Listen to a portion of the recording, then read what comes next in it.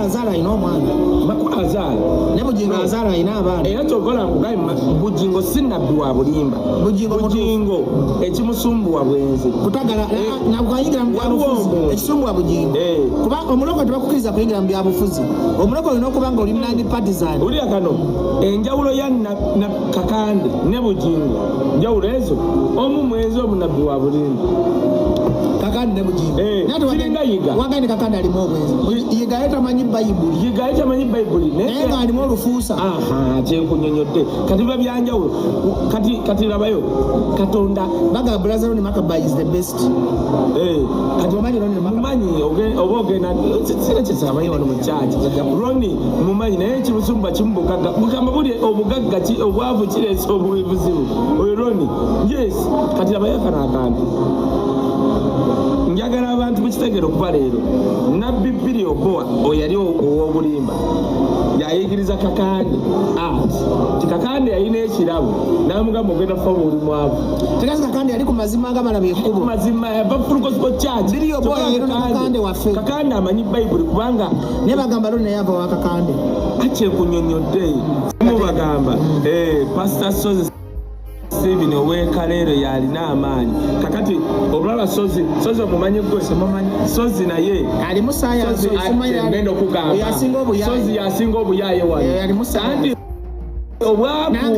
obwaku kati sozi ne Kakande bebaali awo nga teri musumba wa mulokola bagenda ko oli muyaye oli naye muyaye na bwenzi bonna nga bali awo okulupya sozi naye lwakubanga atisi brother Roni wadde ava wa Kakande brother Roni ye kale tali mu buyaye bwe Bwino Boa Roni kale ko Makaba alimu Katonda omutuufu kale ko waliwo oli omu wanga mufere ngogana ne Katonda wange Bwino Boa Kakande amusinza tabera nko mulokole kati omma mwaganja bijjayo mutegere Kakande ani gwe yali asinza Bwino Boa gende Ghana tabera nko Bwino Boa yali musamize kakaye amasenya ogera kuzitira ku live kaye naawe live kye yajjanga wali kyobolaba Kakande gwakkiririzaamu yali musamize Bwino Boa yatyokulina nabalabe olwansonga balabako yani mukonyako bwati nagweri balabye okuba yalina Katonda Bwino Boa yali musamize w'eggana najja kakati ani aliikinga Kakande ku Bwino Boa kubanga Bwino Boa yali anoonya bwe yafuna interpreter kakati Kakande ng'ali wali omutwe gunnuma buli onjogera ku Bwino Boa nsonyiwa ne katogera amazima nti wali musamiza fumita emboozi kaye kakati bagamba Bugingo olunaku lwe yavuma kitaawe Sserwadda alina kuddayo kyekunyonyodde tegeeza Bwino Boa yatoononera Kakande waffe Bwino Boa yayonoona nnyo Kakande n'agoba omukazi gwe bayita Luisi kuva olwo Kakande awasa waagoba era Kakande yawasa Omujapani n'awasa Omujapani kati olaba yagoba Omujapani abasinga obuyonjo mu nsi yonna kati tukole tutya kati alina mukazi ennaku zino Bishop abeere kozi nga biri byamugaana tegeeza alina ebintu bya Bwino Boa ebimuwasa mu ssaawa kati abayekana akantu njagala tusooke tukomyawo Bwino Boa kanjogere kano nga bano tebannatandika abantu abankubira amasimu Bugembe yagenda Nansana yali akyabulyanjiri ku highway bwagenda Nansana yamutwalayo baali abaana bana yali Bugembe Wilfred Philip ne Ben nga balenzi bana ababulizi banjiri nga bamukwano kati Wilfred yalina taatawe ng'alina ettaka wali mu mazzi Nansana agende wa taatawe amugamba nga bana bakkiriza mu Bugembe juga Bugembe yasooka n'akola ekkanisa y'abaana bano bagenda okujja Bugembe yeeta pasita wapangisa kati bonna ne bakkiriza nti ye pasita waabwe Wilfred agende Nansana asaba taatawe tuwe wano ku ttaka tukolewo ekkanisa nyina musumba wange taata wa Wilfred akkiriza Wilfred yamukuba ekipindi kati amuwa ettaka ku bwere ekwalira tebalina ssente bakuba nga liri mu kitoogo bakubawo ekitoogo kugambye Bugembe yalina abaana bana basoma nabo kwaliko musumba kwaliko Ben Apostle Wilfred Philip ne Bugembe kati Ben ow'olugezigezimu muganda wa Joy Angel Kisaakye muyimbi mwabalokole mumanyi omuwala Angel Kisaaki mulokole nnyo muyimbi mulungi muganda we Beni be balenzi bana okisigulira kyengamba kati bambuza n'ekirala nti ono omuwala ayimba ne Bugembe yabeesangawa omuwala ayimba ne Bugembe bamuyita Justin Nabbosa yafuuka musumba yali eri waabwe mu Busoga ng'ali mu kkanisa naye ng'ali mu washipu nga omanyi ebyekyalo kanisa eri awo limu abantu nga 10 kati awulira Bugembe akubye eryero bikoze bitya ng'atandika okwegomba Bugembe nti lumu ndiyimbako ne Bugembe kati Nabbosa awulira ekivulu kye baali balanze ekya Bugembe akwata ekkuba ava e Busoga banneewulira abantu abakkiriza akwata ekkuba ava e Busoga ajja e Uganda ezeke from Kenya Mombasa ajja mu Kampala ku kivulu kya Bugembe yajja kulaba Bugembe bwe yeegomba era ng'agamba njagala nyimbeko naye kati Nabbosa yali muwona ng'ali awo alinga kifulugunyu alize ne busikaati ava e Busoga atuuka ku gate watuuka ku mulyango nga sente z'okuyingira ziwera avudde Busoga abantu bajja abantu bava wala kati abaali bwati ku mulyango Bugembe ajja okuyingira mu kivulu kye Bugembe bannange Katonda ono tonyomanga Katonda bajjo Katonda gyali oli yavudde Busoga Justin Nabbosa oyo omwana abatamanyi Justin Nabbosa oyo ayimba ne Bugembe atalina transport azze yeegomba Bugembe kati aba ku mulyango nga sente teziwera nga wabalamu ezirina omuzza e Busoga ze bamusaba okuyingira tebigatta ayimirirawo ali confused aba ali awo Bugembe ajja bwati n'abaana kale Bugembe wajja adduka omubuuzaako wulira ekigambo kyengenda obbagamba okumanya waliwo ekintu kye bayita gundi divine connection Bugembe nayina kyajja omuwala ali ku mulyango alowooza nakudda Busoga alaba Bugembe ajja omubuuzaako wulira Bugembe kyeyagamba yamugamba bwati naye gwambuuzaako ng'olabikanga atalina sente zakuyingira ono talina zakuyingira kubanga ozidata zirina kati omuwala Justin Nabbosa amugamba ebyaddala musumba mbudde Busoga wembalamu nezinzizaayo teziwera amugamba jaamu agenda ku mulyango agamba omulyango bano bonna nze nabo ate yalina ekyo Justin wayingira mu kivulu olaba kyebayita connection bwatamanyi wayingira onakwasheggwa ate kati olina okudda e Busoga kati amulindako yona yayingiridde obwerere ngaomanyi Bugembe bwasaka namugamba obeerawa amugamba obeerawa amunyonyola kati oddayo otya kati alina omukisa gwa Katonda kyekunyonyodde serebu okubuuza nga serebu ajja okuyingira ku shoyi akusanga ku mulyango ng'oli namagwatala owulira kyemugamba kati abantu abamu aba Katonda yabagatta osobola okulaba Justin Nabbosa ng'ali ne Bugembe bw'oŋŋamba otya nti omuyimbi ajja kuyingira mu shoye mbwati tolina ssente akuyingize okiwulidde kati mu bufunze bwe batyo bakwatagana bw'ajja ku kyaki naye Nabbosa yalina talenti y'okuyimba yalina ekyo kirowoozi kyayimbanga okyawolaba yerere maama ekyo kati kyenkugambye nti anointing Katonda agaba kati olutalo lwafula Jackson Ssenyonga ne Kayanja luvaawa wano wamma tululumye bano tebanatandika Kayanja ne Ssenyonga beekuba mayimenta mani bajo weba Doni Musikapata banaye wabulira wa Doni Musikapata bwebaga Doni Musigwe manyi omutuufu kakati waliwo olutalo lugenda maaso Kayanja agamba abaana bali mu kooti bagamba Ssenyonga yabagula okulumiriza Kayanja nti ali ebisiyaga Kayanja agamba Ssenyonga yabyeganyi nagamba kabadi kakanya ku bonna ani azannya obubadi Christine Kontrol bali kubaako kati bulira abantu Jackson yazannya obubadi kamba bulire Jackson alina ekimusumbuwa Katonda akimusumulule Jackson ye yasooka okuddaawo n'agamba nti Kayanja alya ki ebisiyaga yakyogeranga Ssenyonga nga owulira binono tubeere sensitive ndi sensitive abaana abajja abali mu kooti balina mbu audio na buli kintu kyonna nga Jackson abagamba Kayanja okulya ebisiyaga ekisumbuwa abasumba b'e Kampala omwoyo gw'obujja gwabayingiramu mwalaba Kayenga musumba munne ng'alina kyasinga ekisooka ogw'obujja ekyokubiri ekyabayingiramu bonna bayingira mu gavumenti buli omu ayagala kulaga maanyi ng'ayogera ne Museveni, yayogera ne Muhoozi, yayogera ne Janet. Kati osanga omu, kati for example, Jackson tagobererangako gavumenti wabula Janet nakibagamba lubi. Janet Museveni yagende wa Kayanja tagobererangako Janet Museveni yagende wa Kayanja omusabira. Owulira kye ngamba? So tuwulira bulungi. Era Janet yagamba baawe nti waliwo omusajja alina Katonda bamuyita Pastor Kayanja. Bonna ababunye Kayanja kumaca n'ogamba Kayanja nti ali ebisiyaga ng'oli musumba nga tomukwatangako.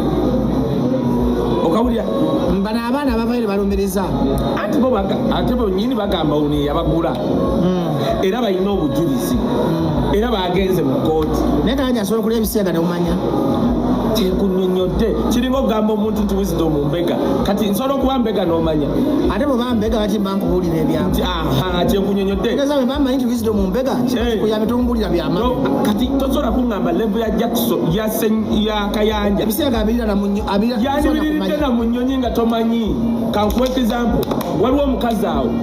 eyavaayo omujaasi nga oyo mukazi ng'ali ku sita nakuba omukazi paka kugwa. Twali awo nga tuli beenaaleeni nga tukongana ku church ya Jackson nga mulaba y'omu ku bakodineta bawano. Mu biseera byange omukazi bagende wa Pastor Kayanja n'avaayo n'agamba nti no Kayanja mama yali mulokole mbu ne bamukwata ne bagenda ku church ya Kayanja mbu ne basanga Kayanja ku kituuti. Kakati bali mu kooti ana nawangula omusawo. Abaana Senyonga alina ssente, alina connection. Naboolaba abo omuntu yenna gw'olaba abo abasajja basooka kwekwata Museveni na mwana we. Kati bwe bamwekwata bajja kuba mu kooti bagambe waaca. Kati Museveni ali kusayidi yaani anti kakati akimanyi nti Jackson alina abagoberezi bangi ate yeetaaga bululu. Ate Kayanja tafaayo yabaleka bonna. Kayanja ne Jackson Museveni ani bwasinga okwagala? Kayanja Museveni atya nnyo Kayanja. Lwaki atya Kayanja Museveni? Anti kati amutya. Omanyi omuntu yali asabiddeko mukyala we n'agwa ekigo. Atya nnyo Kayanja. Ekyokubiri lwaki atya Kayanja? Kayanja atya paasi yakulagudde mu bagenda kukola ebya Ichuli weetese teeso otya? Neetese mu musaayi gwa Yesu.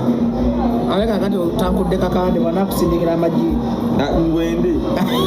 Kayina ofoyiza okunnoma. Bwe tubadde mu kubulira kw'enjiri kwa Kayanja nayo kwa Kakande naye Kakande kyemwagalako yasituka n'ayita abasumba n'abagamba mumbuulire ekintu kyenkola wano ekikyamu nkikyuse. Bakulabula nti waliwo paasi yakulagudde baŋambye nono koomenti. Pastor gundi asiimwe. Pastor asiimwe yakulagudde bayinza okukola ebya Ichuli ne bagamba va mu lutalo lwa Junior. Twabivuddemu dda banyonyole bagambe ebyawedde tebiriiyo abagala okutta kaye naye munamutta namujja kufa kankyogere kino I have a life beyond idiocy. Obulamu bwange businga ba idiots. Kati nze okunza kuba idiots no. Kati Kakande mmwe lwakwanga mwakanda banga mwogerako nze najje no mbwayise nga ndi mu Mpombolo United Pastors Churches nga tubulira enjiri tuwakana n'abakakande. Kati imagine nga abalokole bawakana n'abalokole. Kati mulwakwa byenjogera mulaba bipya tubadde mu Kakande bangi nnyo omanyi engeri gye bazze Kakande engeri gye mugamba nabulako katono okugwa. Dawudi yali muvubuka ng'alaba abantu batakkiriza Katonda be bagagga. Kakati kye yalisinze n'okuba ne Katonda. Bill Gates yakoze ensiri zijje zitte abantu. Niye yasinga obugagga kyagala yakola ne sirimu ndowooza. Abasajja bakola sirimu. Kati okulaakulana tekudifininga nkolaganayo na Katonda. Balabye kuba yandibadde biliyoniya wano. Yandifudde nga yatwala amaanyi ga Museveni gonna. Bagamba Kakande asabira abantu tebawona mwegendereze ndi wano mu comment section. Asabe nze omuntu gwe mmanyi asabira abantu ne bawona. Gwe mmanyi gwe mpuli yali azukiza ku bafu ye Kayanja. Ne balabye ekkubo. Kakande ssannyo nga takolangayo kyamagero kyonna. Wasimanyi. apostle. Oh, no ice cream. Uganda pose Kongo. Ebyamagero bya Pastor Senyonga yabikola Kongo Uganda byagana. Tegeza Pastor kakati wike jando za tukome wano. Apostle tuna meeting wano twagala kwogera byama atuli mu bantu bangi ne wike jasa weziti tujja kubaako gobeera Bajjo TV ne Kayo Wisdom ku TikTok kayako Kayo Wisdom Bajjo TV ku Facebook ku TikTok onakozesa Wisdom Kaye Facebook eri Kayo Wisdom ku TikTok ndiko Kayo Wisdom official nze ku Facebook ngosa Bajjo TV tubaddeko live paddeko abantu nga 10 mu birabye ijja kukola bulungi watu akagitandika ne tujja baleetanga kala olaba nkyayogedde Senyonga ali muntu bulungi nga musumba yamba nana gamono Pasa igabo ya Fasa Senyonga ya jabuza tolina kusayira muno musango tetuga nti kyawa kakandi tukubulira ebibi byakola ngono weesayirawo kama ne kino tukubulira mazima kye ngambye nti Kakande sigambye nti Kakande ino mwe wa Mukama naye ye yali mugezi yakyawa obwavu n'ateekamu akaki nti Kakande kimwonoonye kuteeka bujogoli mu ekirabo omwoyo mutukuvu kiramuwa yateekamu obufere bwa John Obiri obowa n'ekirala kuwasanga wangoba Bayibuli egamba eyeegomba ekirabo ky'obulabirizi alina kuba na mukyalo omulabirizi Kayanja birikyofaza bapasita era sababu mugero talina service ku Sunday asabira kumirako sente ate ndi kukikunnyonnyola Katonda tamugamba nkokola tukwateyo omuntu omwode tugenda tukwateyo kone amposo manya amafuta gete gajira mu bantu bangi kata ine byama byati okwogera wano nga abantu bamuliko abantu bali wano sabo yogera mukulu tugenda kusaba ono kutayogera lwaki oyakira nnyo ku bantu mukulu wanyi alini sikini muleke mwesoni wesebo ani alini sikini yekera omwogerako muleke tuli mu bintu byanje kwalira kwendo pako genda tuli mu bintu byanje kangujjeko Katonda bebikiri tuli mu bintu bya moyo simanya ali ni sikini bokuba ku video mane ebintu byagwe ddalu bannange tuli mu bintu bya Katonda toleta sikati simanyi sikati Freedom Media we yakubuza ku macha ku beach bana wanu banange tubagamba jakwanye president w'eggwanga omulonde bako kyokola okuleta enkyukakyuka woli bulira enjiri ya change mubeere n'empisa abana b'enkyukakyuka mugambe bannayuganda nti Katonda ali kusaidia fotwala obuyinza tuwa abakulembeze baffe ekitiibwa TikTok era mugijuze Kyagulanyi TikTok era mugisiige red Kyagulanyi mukulembeze Katonda gwatuwadde Freedom Media tukira ku nsonga nze kyenjagala Kaye otangaaze era kyenjagala oyogereko tuwulirize bulungi mbaddeko n'Abachina mbaddeko n'Abayindi Abajapaani Abawalabu mbadde nabo ekibuuzo kiri nti abantu bonna bendabye abazungu bonna n'ensi zonna zenmenye teriiyo muzungu oba teriiyo mu China yeyita linnya lya muzungu teriiyo mu Japan yeyita linnya lya muzungu teriiyo mu Yindi yeyita linnya lya muzungu teriiyo mu Walabu yeyita linnya lya Mufirika teriiyo mu Isirayiri yeyita linnya lya muzungu kakati ose mu Africa lwaki abantu bano bakwata kalicha zaabwe ne bazikweka ekituufu amawulire ge baleeta tugaagala aga Katonda n'Abasiraamu eri kye baleeta ekya Allah tukyagala naye lwaki bakwata kalicha zaabwe ne bazambaza ebitabo bino ffe ne tutuuka okweggyako amannya gaffe ne tugayita Gaalumbe ne batuuka okumpita tugambe Cyrus Kigozi okawulira akantu ako era abamu munyiigana nnyo we bakuyita Nambooze mu bantu oyagala bakuyite oyomba nnyo n'ogamba nti Nambooze lya Kulumbe nze mpita liri erya Agnes naye nga bw'onoonyereza Agnes muzungu bw'onoonyereza Ibrahimu Muwalabu bw'onoonyereza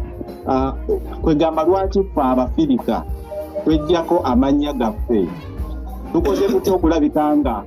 Katonda tumuweereza naye nga ne kalicha zaffe tuzisigazza kati ng'amannya gaffe ne weetuuma tugambe ne weetuuma Kigozi Sempala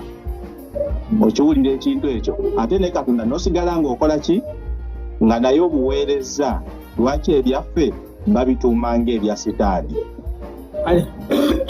ulira soko mujeko nina akantu kenjagala muwuliza abeereko nina ekintu enjagala obbagamba nalabako omukwano gwo ng'ayogera ku gundi ku Israeli nenga anyway Uganda buli trash yenna ndowooza bano kanjire nga tebanakujja kiriretinge ne ekyomukulu nkyagala ekyerino mu media one mumanyi lwaki Israeli y'amaanyi mu nsi yonna oba mu America kintu kimu Israeli mu America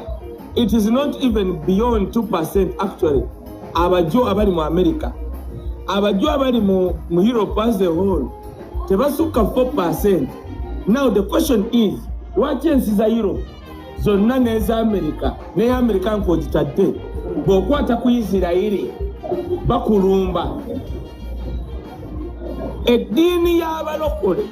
mu Uganda gye bayita ey'abapentecote bw'ogenda mu America babayita ba Presbyterian babayita b'evangelico kati abantu b'evangelico enjiri gye bababuulira you become oba ofuuse Zionist mu Kristaayo buli mu Kristaayo yonna mu nsi gyali abakatuliki baani however abalokole ba Pentecostal ba Presbyterian ba Evangelical ba radical b'Abakristaayo nti abakatoliki bo bali somehow naye kati omwevangelical ye wokwata ku Muisirairi oba mukutte ku mutima kubanga Bayibuli egamba nti alisabira Isirairi omukisa naye Mukama alikola ki alimu omukisa kyova olaba woolumba Isirairi waliwo omuzungu Omumerika nzijja nti waliwo omuzungu Omumerika agenda owaayo ssente mu lutalo lwa Isirairi agenda okuwaayo buli kimu kati naawo nzira ku kikyo tekiba kukkiririza mu by'abazungu passe wabula oli enjiri gye bamubuulidde nti abazungu bwe baleeta enjiri batwidentifyinga n'amannya gaabwe ge bayita ag'ekikristaayo bw'ogenda mu Isirairi nti Omuisirairi ne wabanga ali mu Amerika ali liddawa bo tebamutuuma butuumi mbunno bakutuumye Ashiri bamutuuma erinnya eryewaabwe ery'ekiju erya-identifyinga n'obuju kubanga obuju oba Obuhiburu bwasukka kuba eggwanga India Freedom Media gamba lwaki bo tubakkiriza amannya gaffe anti kyenzijjako nti Obuhiburu bwasukka okuba nti tribe oba eggwanga ne bujja ne babugatta ne Yesu ompulira nti omuju oba Omuhiburu oba Oluhiburu bakugatta nti oba gwe Peter kitegeeza ki erinnya Peter litegeeza nti ejjinja Katonda kwagenda ozimba ekkanisa ye kati ne weesanga nti omuntu azadde omwana ayagala mutuuma Peter mu kifo ky'omutuuma mukasa kyatamanyi n'amutuuma Peter ekivunula kiri Yesu kwe yagamba nti lyejjinja kwe ngenda ozimba ekkanisa yange now kati okukkiriza we kuva however n'ozaala omwana wo n'omutuuma nti gwe taamala emirundi kikkirizibwa lwakubanga abantu baayagala nti bwe neetuma nti Katonda agaba nze mama wange nabuuza lwaki mwampita wisdom naŋŋamba nti abazungu abaali babeera ewaffe abajjanga ba intern student nti omu teyandaba nga njabula yandaba nnyimiridde nandaba nga ntandika okutambula ye yalituumanga nickname and it became my name kati amannya gali ag'ekikristaayo n'owoba n'amannya go ag'ekiganda tekitegeeza nti tojja kgenda mu ggulu wabula abantu abatusooka baatuuma amannya ago ng'amannya ago galina gekivuno geza nga Erayija Erisa Basamusoni Moses galina kye gategeeza mu Bayibuli kati mbadde nsaba abantu abali kuno abampuliriza tuleme twawule obusamize ku nnono ennono tekitegeeza busamize ogeza nze nali nina ekifundikwa nze baali bampa ekifundikwa kya taata wange nabasaba bankwase Bayibuli naye ne bampa ekifundikwa ennono n'obusamize byawukana ennono abantu bagenda ne baba bakristaayo nnyo ne balowooza nti wolokoka ennono zo ozisuula kikyamu era midiya kyoyogedde kituufu abantu kiba kikyamo kyawe ebyobuwangwa byabwe nga balowooza nti kati katugambe Ssaabasajja Kabaka wajja bwe mufukamirira bumba musinziza kati Katonda Yesu yagamba sajja kudibya by'amateeka wabya bannabbi wabula yajja kulongoosa. Yesu yagamba nti muve kunonoza mmwe. Katonda inenso Katonda yateekawo kabaka. Katonda yayogeranga mu bakabaka.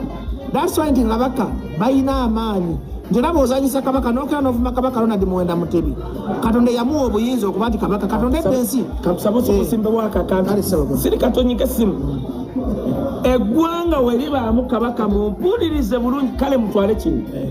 eggwanga we libaamu kabaka nga kabaka yakkiririza mu Katonda eggwanga eryo Katonda tasobola kwogera na pulezidenti wa ggwanga eryo nga tayogedde na kabaka. Kambabuulire lwaki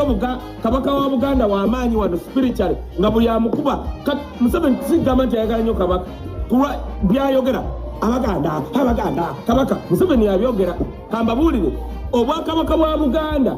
omusajja gwayita Pastor Michael Kyazze namulabako simanyi oba kikyaliwo nga yalina ekyoto kuba kusaba prayer altar mu Lubiri.